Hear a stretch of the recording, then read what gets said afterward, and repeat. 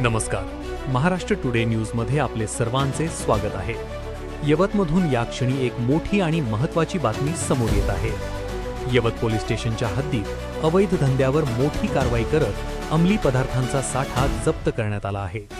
या कारवाईबाबत माहिती देताना यवत पोलीस स्टेशनचे वरिष्ठ पोलीस निरीक्षक नारायण देशमुख यांनी सांगितले की गुप्त माहितीच्या आधारे ही कारवाई करण्यात आली असून मोठ्या प्रमाणात अंमली पदार्थांचा साठा जप्त करण्यात पोलिसांना यश आले आहे.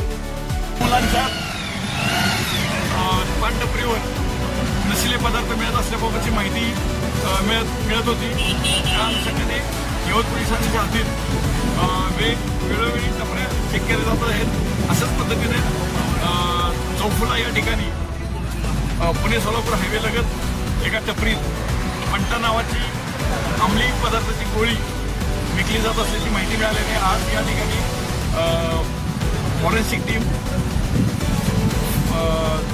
सरकारी पंच, सध्या निवडणूक हे असल्यामुळे फ्लाईंग स्क्वॉड ही त्यासोबत आहे आणि त्याचबरोबर पोलीस पथक यांनी त्या ठिकाणी छापा टाकून पडताळणी केली असता त्या गोळ्याचे साकेट मिळून आलेले आहेत आणि त्याची पुढे हे करून